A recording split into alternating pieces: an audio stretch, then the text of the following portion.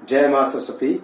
प्यारे बच्चों, आप सभी का फिर से इस ऑनलाइन शिक्षण कार्यक्रम में आपका स्वागत है।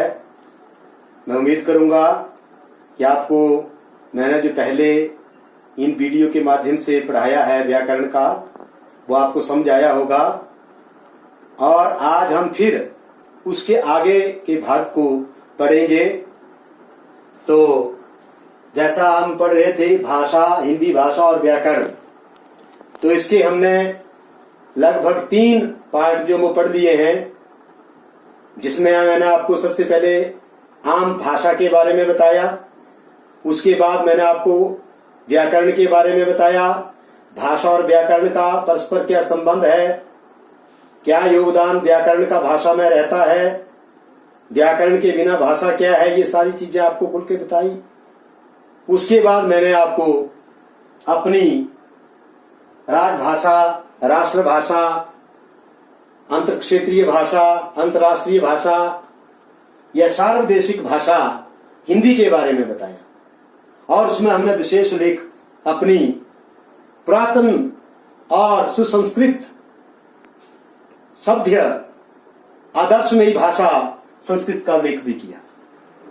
तो प्यारे बच्चों, शायद वो दी गई जानकारी आपको अच्छी लगी होगी। तो अब मैं आपको हिंदी के बारे में आगे पढ़ाना जा रहा हूं।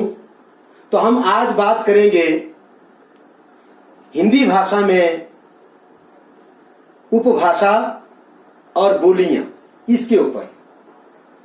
तो प्यारे बच्चों, पहले हमारा आता है भाषा, उसके बाद उपभाषा, उसके बाद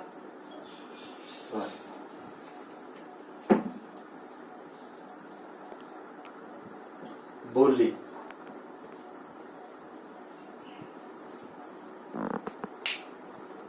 तो प्यारे बच्चों, ये किसी भी भाषा के ये अंग रहते हैं। भाषा आपने समझ ली, और भाषा जो है वो एक ऐसा रूप स्वरूप है जो बहुत ही विस्तृत है। एक बड़े भूखंड, बड़े विशाल भूभाग के ऊपर बोली जाने वाली, समझी जाने वाली जो रूप स्वरूप है, समझा जाने वाला और बोला जाने वाला, भाषा का ऐसा रूप स्वरूप है जिससे हम भाषा कहते हैं। और उपभाषा और बोली, तो इसके साथ एक बड़े भूभाग के ऊपर बोली जाने वाली, विस्तृत क्षेत्र के ऊपर बोले जाने वाली, बड़े भूखंड के ऊपर बोली जाने वाली, समझे जाने वाली, उसके साथ जिसके अंदर साहित्यिक रचनाएं हों। साहित्यिक रचना होने के कारण कोई भी बोली उपभाषा और फिर जाकर वो भाषा बनती है। तो मैंने आपको कहा था कि कड़ी, ये सब का आपस में एक रिश्ता है। जैसा हम मानते हैं ना कि धरती गोल है, जहां भी जाएंगे हट फिर के एक ही जगह आ जाएंगे, तो वैसा ही बोलने का मतलब है कि सारे रूप स्वरूप जो वो एक हैं। जिस प्रकार आप परमात्मा अनेक रूपों में पुकारते हैं, परंतु परमात्मा तो एक है, तो उसी प्रकार ये भाषा एक है, परंतु इसके अंग अलग अलग हैं। तो प्यारे बच्चों, भाषा का रूप स्वरूप जो वो विस्तृत है, बड़े भूभाग के ऊपर, जैसे मैंने आपको कहा, अंतर क्षेत्रीय, राजभाषा, राष्ट्रभाषा, अंतर्राष्ट्रीय भाषा और सार्वदेशिक भाषा। तो ये भाषा है, मतलब बड़े भूभाग के ऊपर। अब उपभाषा जो उससे छोटा रूप, जैसे हम उपभाषा में मैं उल्लेख करना चाहूंगा आपकी ब्रज भाषा, खड़ी बोली। हालांकि इनको हम हिंदी की बोलियां बोलते हैं, वो मैं आपको आगे समझाऊंगा इसके साथ।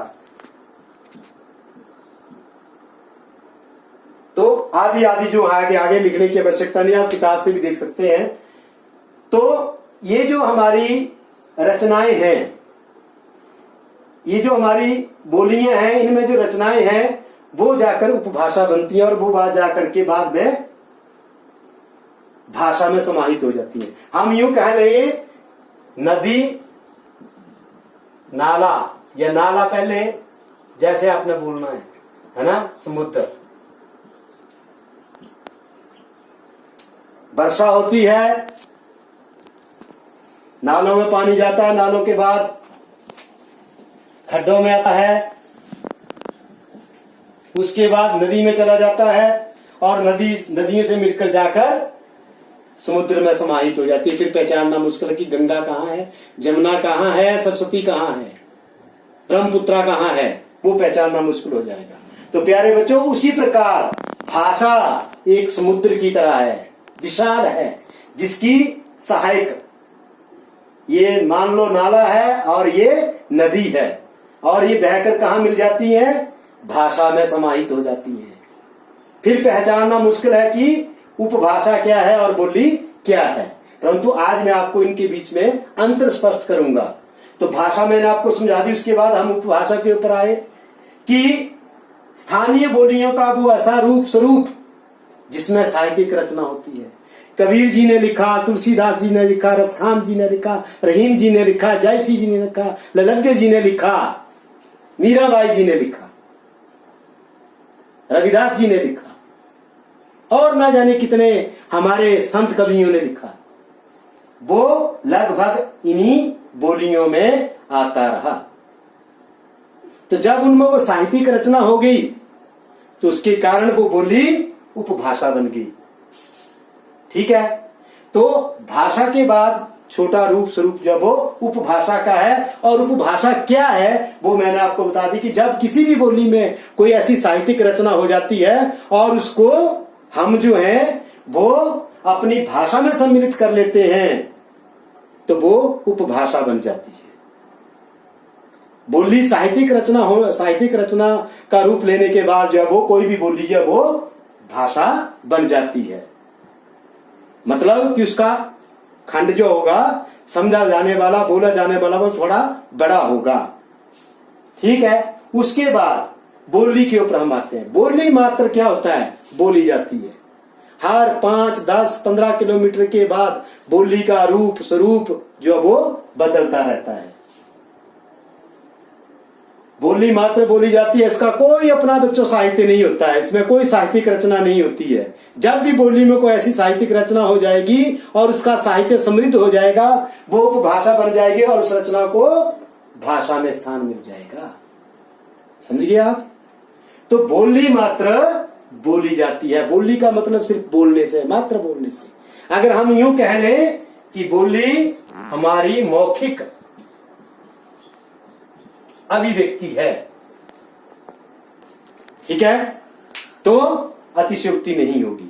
मां की गोदी में जो सीखी जाने वाली भाषा है, अगर हम मातृभाषा की बात करें, ऐसे तो हम मातृभाषा अब हम हिंदी को मानते हैं, परंतु अगर उस आधार पर देखा जाए तो बोली जो वो हमारी मातृभाषा होती है, क्योंकि हम अलग अलग गांवों से, अलग अलग प्रदेशों के अलग अलग गांव से रहते हैं। वहां जो बोलियों का प्रभाव ज्यादा है, तो हमारी माँ जो हो सकता है हिंदी नहीं बोलती हो, वो पहाड़ी बोलती हो, जो हम बोलते हैं अपने गांव में, तो वो मेरी माँ की भाषा है, उसको मैं मातृभाषा कहूंगा। परंतु जब हम बड़े स्तर पर चले जाएंगे तो हमारी हिंदी जो वो मातृभाषा आएगी। ठीक है, तो प्यारे बच्चों, इसमें को बड़ा आपने डीपली नहीं जाना है, मैंने समझाने के लिए आपको ये बात बताई है। तो बोली मात्र बोली जाती है, बोली का अपना कोई साहित्य नहीं होता है, इसमें कोई साहित्यिक रचना नहीं होती है, और हर 5, 10, 15 किलोमीटर के बाद बोली का रूप स्वरूप जो वो बदल जाता है। जैसे बच्चों, आपके हिमाचल के 12 जिले हैं, 12 जिलों में लगभग अलग अलग तरह की बोलियां जो वो बोली जाती हैं। हर ब्लॉक की, हर खंड की, हर गांव की अपनी अलग से बोली होती है। हर शब्द जो वो 5-6 किलोमीटर के बाद जो वो बदल जाता है, तो आप बखूबी समझ जाते हैं। तो इसमें जो है वो हमारी बोलियों में, हिमाचल की बोलियों में जो है वो हमारी कांगड़ी आ जाती है, कुल्लवी आ जाती है, या मंडियाली आ जाती है। इस तरह से जो वो हमारी बोलियों को बांटा गया है। तो इनमें कोई साहित्यिक बड़ी रचना नहीं है, कोई ऐसा साहित्यिक स्थान इसका इन बोलियों का नहीं है, तभी आज तक इनको कोई भी उपभाषा नहीं बोलता, ना ही इन बोलियों की रचनाओं को हिंदी भाषा में स्थान मिलता है। अब इनको क्यों मिल गया? क्योंकि आदि काल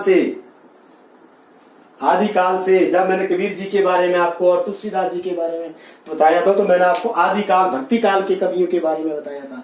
तो ये उस काल के कवि रहे हैं जिन्होंने इन्हीं बोलियों में जो वो अपनी साहित्यिक रचनाएं लिखी हैं। और बाद में वो आज हम कबीर जी की दोहे हिंदी में पढ़ते हैं, तुलसीदास की रामचरितमानस पढ़ते हैं, उसके साथ हम रसखान जी के दोहे पढ़ते हैं, रहीम जी के दोहे पढ़ते हैं, सूरदास जी के पद पढ़ते हैं, तो देव जी के सभी पढ़ते हैं। तो वो सारे के सारे जो है बेटे वो इन अलग अलग बोलियों में लिखे हुए हैं, परंतु आज वो उपभाषाएं बन गई हैं, भाषा का एक अंग बन गई हैं, क्योंकि उनमें रचनाएं हो गई हैं। तो ये इनके बीच में एक मूल अंतर था जो आपको मैंने समझाना था।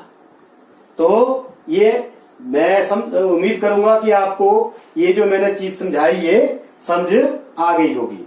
तो अब इनका मैंने आपको अंतर भी बता दिया और इनका आपस में जो संबंध है वो भी बता दिया। अगर हम बात करें भाषा और बोली की, तब भी भाषा और उपभाषा की, तो इनमें अंतर भी है और संबंध भी है। तो वो कारण वो चीजें जो मैंने आपको समझा दी। अब मैंने इसके बाद हम पढ़ेंगे कि हिंदी भाषा और व्याकरण, ये भी मैंने आपको पिछली वीडियो में स्पष्ट कर दिया था कि इसका भी आपस में जो वो घनिष्ठ संबंध है। तो ये हिंदी भाषा से संबंधित और व्याकरण की जो मुख्य पृष्ठभूमि थी उससे संबंधित मुख्य बातें जो थी वो मैंने आपको बता दी। अब ये जो हमारा अध्याय है आज वो ये पूरा हो जाता है।